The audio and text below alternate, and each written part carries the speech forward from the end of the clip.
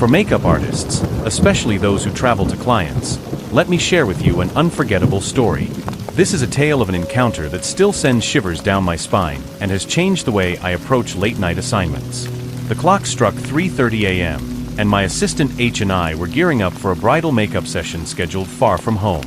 The bride's house was a 45-minute ride on a motorbike, across quiet, dark streets, and countless bridges. Despite the excitement of working on a bride, there was an eerie stillness in the air that night, amplifying every sound and movement. H seemed uneasy, and truth be told, I felt the same. "Do you think this area is safe?" H asked as we checked our supplies. "It's quiet, that's for sure," I replied, trying to mask my own nervousness. "Let's focus on getting there. The bride's relying on us." The road stretched endlessly ahead, with occasional flickers of dim streetlights. Shadows danced across the road as we passed trees and bushes. Every creak of our motorbike seemed louder in the silence of the night. The journey felt like it stretched forever, each bridge we crossed adding to the growing unease.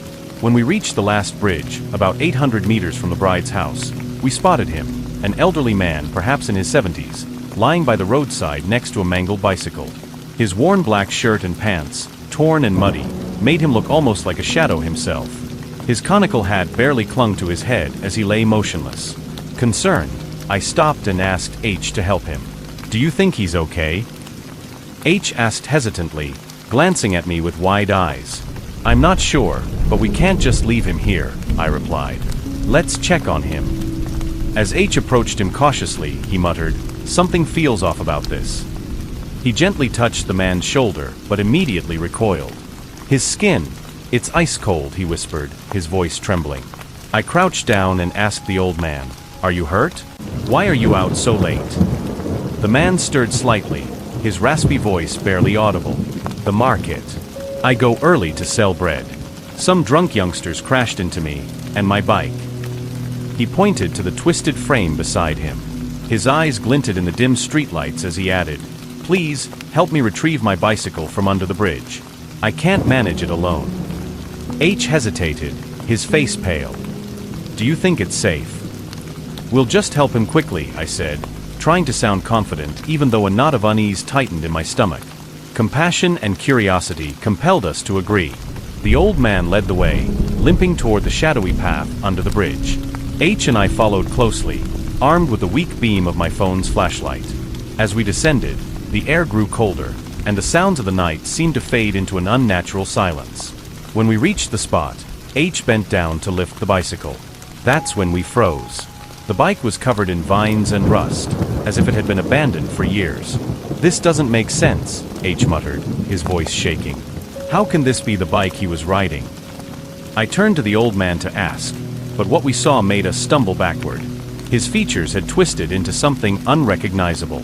His face, once wrinkled and frail, now bore grotesque scars and a sinister grin that stretched impossibly wide. "My home is there," he croaked, pointing to a lonely shrine not far from the bridge. His voice had taken on a guttural, otherworldly quality. What is he?" H stammered, his voice trembling as he clutched my arm. Paralyzed with fear, we couldn't scream. Our legs, shaking and weak, barely obeyed us as we stumbled backward. Suddenly, H grabbed me tightly and shouted, "Run!" Without hesitation, we bolted, running as fast as our legs could carry us back to the motorbike. The pounding of our footsteps echoed in the silence, and every shadow seemed to leap toward us. "He's not human. He's not human." H kept repeating, tears streaming down his face as we reached the bike. His hands trembled so violently he couldn't start it. I took over, my fingers fumbling in my panic. When the bike roared to life, we sped off, not daring to look back. H was sobbing uncontrollably, his face pale and drenched in sweat. I quickly called the bride's family, and within minutes, they arrived to escort us the rest of the way. When we reached the bride's house, her grandmother greeted us with a knowing look. After hearing our story, she sighed deeply and said, "You've met him. That man. He died 2 years ago in an accident on that very bridge. People say his spirit lingers, seeking help to move on." Chilled to the bone, H and I sat in silence as the grandmother continued. "He lived alone. The accident was tragic. A group of drunken youngsters crashed into him, and he fell into the ravine below. His bicycle was never recovered, and his spirit has been restless ever since. The family suggested we offer prayers at the shrine for peace. Together, we prepared offerings of food, incense, and flowers and returned the next day.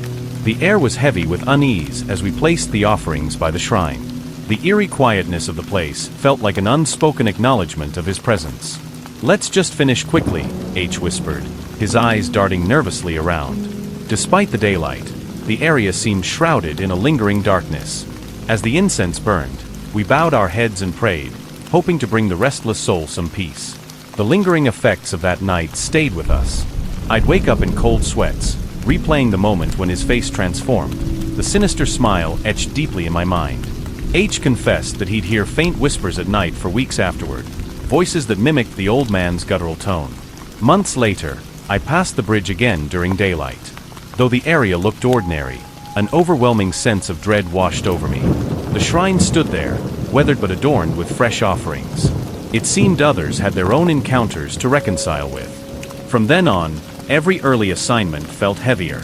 H and I would triple-check our routes, ensuring we avoided isolated paths or bridges. Each retelling of the story felt like reliving it, the memory of that grotesque smile and his haunting words permanently etched in our minds. Even now, I sometimes glance over my shoulder when traveling late at night, haunted by the fear that his spirit may not be bound to just that bridge. Thank you for listening to this story. If you enjoy tales of the mysterious and the supernatural, don't forget to like, share, and subscribe to our channel. Your support means the world to us. Until next time, stay safe and keep your lights on. See you in the next story.